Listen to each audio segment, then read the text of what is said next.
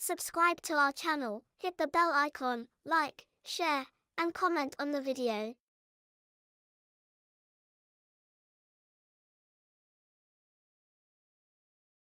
हल्कू ने आकर अपनी पत्नी से कहा, सहना आया है, लाओ, जो रुपए रखे हैं उसे दे दूं, किसी तरह गला तो छूटे। मुन्नी झाड़ू लगा रही थी, पीछे फिरकर बोली, 3 ही तो रुपए हैं, दे दोगे तो कंबल कहां से आएगा? माघ पूस की रात खेत में कैसे कटेगी? उससे कह दो, फसल पर रुपए दे देंगे, अभी नहीं। हल्कू एक क्षण अनिश्चित दशा में खड़ा रहा। पूस सिर पर आ गया। बिना कंबल के खेत में रात को वह किसी तरह नहीं सो सकता, मगर सहना मानेगा नहीं, घुड़कियां जमाएगा। चाहे जाड़े में मरेंगे पर बला तो सिर से टल जाएगी। यही सोचता हुआ वह अपनी पत्नी के पास गया और खुशामद करके बोला, ला दे दे, गला तो छूटे, कंबल के लिए कोई दूसरा उपाय सोचूंगा। मुन्नी उसके पास से दूर हट गई और आंखें तरेरते हुए बोली, कर चुके दूसरा उपाय, जरा सुनूं, क्या उपाय करोगे? कोई खैरात में दे देगा कंबल? मैं कहती हूं तुम खेती छोड़ क्यों नहीं देते? मर काम करो और जब फसल हो तो उसे लगान में दे दो। लगान चुकाने के लिए ही तो हमारा जन्म हुआ है। पेट के लिए मजूरी करो, ऐसी खेती से बाज आए, मैं ना दूंगी। हल्कू उदास होकर बोला, तो क्या गाली खाऊं?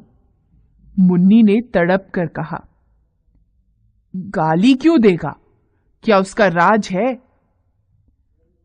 मगर यह कहने के साथ ही उसकी तनी हुई भौहें ढीली पड़ गईं। हल्कू के उस वाक्य में जो कठोर सत्य था, वह मानो एक भयानक जंतु की भांति उसे घूर रहा था। वह जाकर रुपए निकाल लाई और हल्कू के हाथ पर रख दिए। फिर बोली, तुम छोड़ दो अब ये खेती। मजूरी में सुख से एक रोटी खाने को तो मिलेगी, किसी की धौंस तो न रहेगी। ऐसी खेती किस काम की कि मजूरी करके लाओ और उसे भी इसमें झोंक दो, उस पर ये धौंस सहो। हल्कू ने रुपए लिए और इस तरह बाहर चला मानो अपना हृदय निकाल कर देने जा रहा हो। उसने मजूरी से एक एक पैसा काट कर 3 रुपए कंबल के लिए जमा किए थे।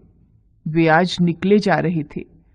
एक एक पग के साथ उसका मस्तक अपनी दीनता के भार से दबा जा रहा था। पूस की अंधेरी रात, आकाश में तारे भी ठिठुरते हुए मालूम होते थे। हल्कू अपने खेत के किनारे ऊख के पत्तों की छतरी के नीचे बांस के खटोले पर अपनी पुरानी सूती चादर ओढ़े पड़ा कांप रहा था। खाट के नीचे उसका संगी कुत्ता जबरा पेट में मुंह डाले सर्दी से कूं कूं कर रहा था। दोनों में से एक को भी नींद नहीं आ रही थी। हल्कू ने घुटनों को गर्दन में चिपकाते हुए कहा, क्यों जबरा, जाड़ा लगता है? कहता तो था घर में पुआल पर लेटा रहे। तू यहाँ क्या लेने आया था? खाओ ठंड, मैं क्या करूं? जानते थे मैं यहाँ हलवा पूड़ी खाने आ रहा हूँ। दौड़े दौड़े आगे चले आए। अब रो नानी के नाम को। जबरा ने पड़े पड़े दुम हिलाई और अपनी कूकू को दीर्घ बनाता हुआ एक बार जम्हाई लेकर चुप हो गया। उसकी श्वान बुद्धि ने शायद ताड़ लिया कि स्वामी को मेरी कूकू से नींद नहीं आ रही है। हल्कू ने हाथ निकालकर जबरा की ठंडी पीठ सहलाते हुए कहा, कल से मत आना मेरे साथ, नहीं तो ठंडे हो जाओगे। यह पछुआ न जाने कहां से बर्फ लिए आ रही है। किसी तरह बस रात कट जाए। यह खेती का मजा है और एक एक भाग्यवान ऐसे पड़े हैं जिनके पास जाड़ा जाए तो गर्मी से घबरा कर भागे। मोटे गद्दे, लिहाफ, कंबल, तकदीर की खूबी है, मजूरी हम करें, मजा दूसरे लूटें। जबरा ने हल्कू के मुंह की ओर देखा। हल्कू, आज और जाड़ा खा ले, कल से यहाँ मैं पुआल बिछा दूंगा, उसी में घुसकर बैठना, तब जाड़ा न लगेगा। जबरा ने अपने पंजे उसके घुटनियों पर रख दिए और उसके मुंह के पास अपना मुंह ले गया। हल्कू को उसकी सांस गर्म लगी। हल्कू निश्चय करके लेटा कि चाहे कुछ भी हो, अब सो जाऊंगा। पर एक क्षण में ही उसके हृदय में कंपन होने लगा। कभी इस करवट लेटता, कभी उस करवट, पर जाड़ा किसी पिशाच की भांति उसकी छाती को दबाए हुए था। जब किसी तरह न रहा गया, उसने जबरा को धीरे से उठाया और उसके सिर को थपथपाकर उसे अपनी गोद में सुला लिया। कुत्ते की देह से न जाने कैसी दुर्गंध आ रही थी, पर वह उसे अपनी गोद से चिपटाए हुए ऐसे सुख का अनुभव कर रहा था जो इधर महीनों से उसे न मिला था। जबरा शायद समझ रहा था कि स्वर्ग यही है, और हल्कू की पवित्र आत्मा में तो उस कुत्ते के प्रति घृणा की गंध तक नहीं थी। अपने किसी अभिन्न मित्र या भाई को भी वह इतनी ही तत्परता से गले लगाता। दशा इस अनोखी मैत्री ने जैसे उसकी आत्मा के सब द्वार खोल दिए थे। उसका एक एक अणु प्रकाश से चमक रहा था। सहसा जबरा ने किसी जानवर की आहट पाई। इस विशेष आत्मीयता ने उसमें एक नई स्फूर्ति पैदा कर दी थी, जो हवा के झोंकों को तुच्छ समझती थी। वह झपट कर उठा और छतरी के बाहर आकर भौंकने लगा। हल्कू ने उसे कई बार पुचकार कर बुलाया, पर वह उसके पास नहीं आया।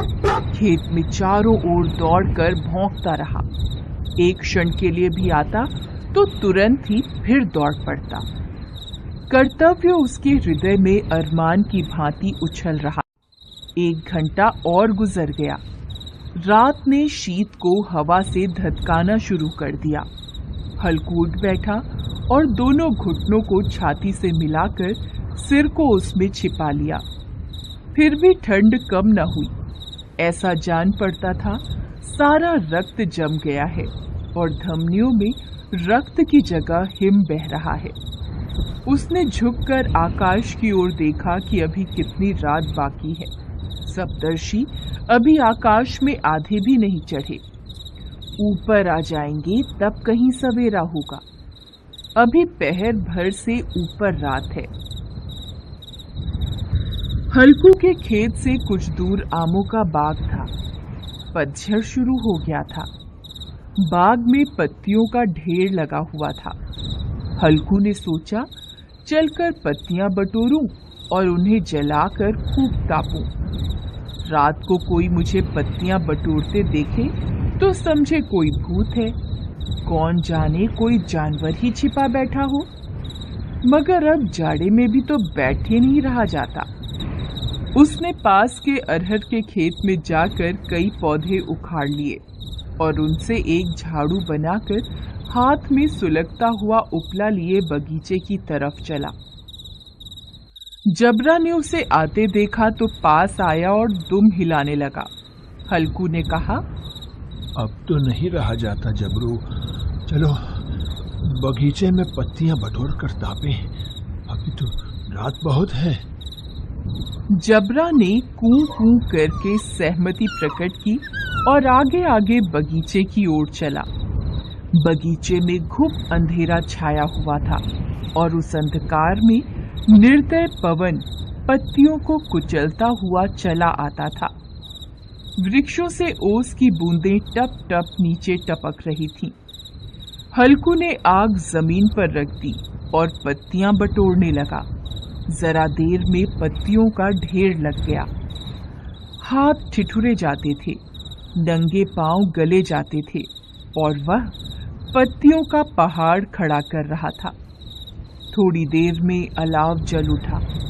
उसकी लौ ऊपर वाले वृक्ष की पत्तियों को छू छू कर भागने लगी। हल्कू अलाव के सामने बैठा ताप रहा था। उसने दोनों पांव फैला दिए, मानो ठंड को ललकार रहा हो।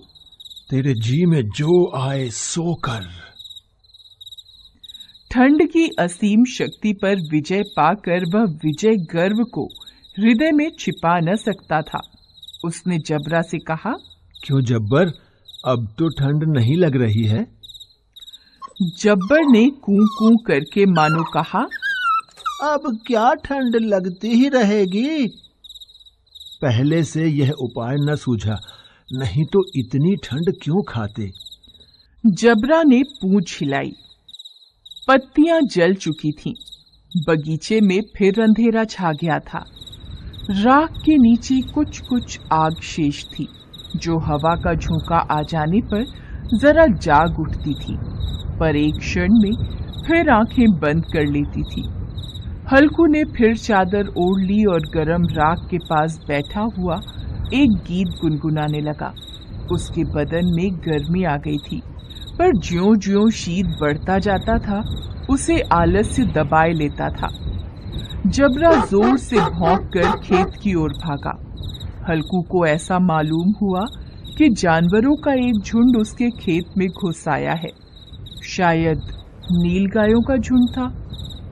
उनके कूदने और दौड़ने की आवाजें साफ कान में आ रही थीं। फिर ऐसा लगा कि वे खेत में चर रही हैं। उनके चबाने की आवाज सुनाई देने लगी। उसने दिल में कहा, नहीं, जबरा के होते जानवर खेत में नहीं आ सकता।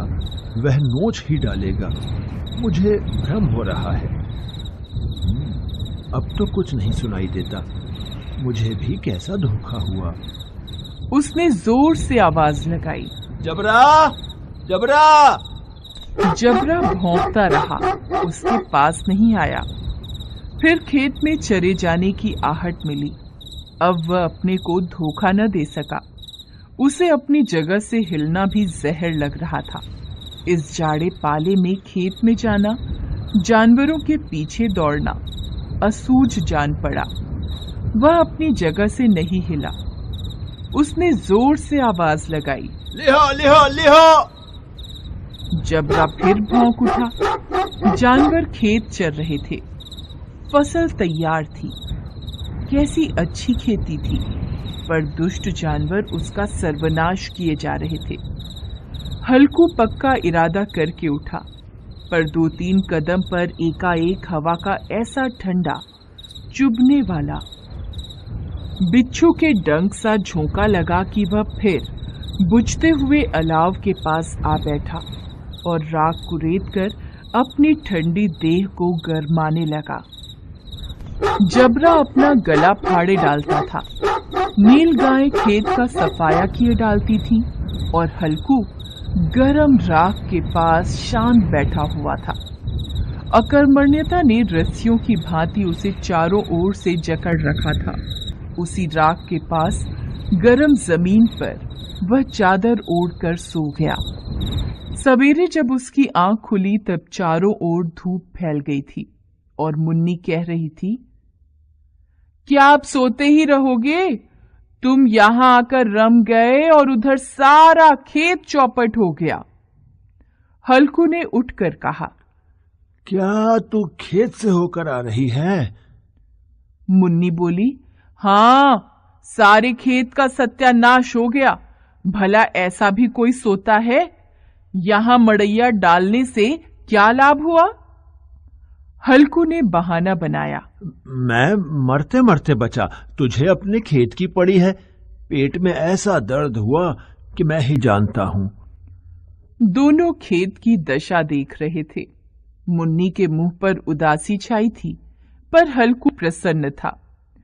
मुन्नी ने चिंतित होकर कहा, अब मजूरी करके मालगुजारी भरनी पड़ेगी। हल्कू ने प्रसन्न मुख से कहा, रात की ठंड में यहाँ सोना तो नहीं पड़ेगा। Thank you for watching. Subscribe to our channel, hit the bell icon, like, share, and comment on the video.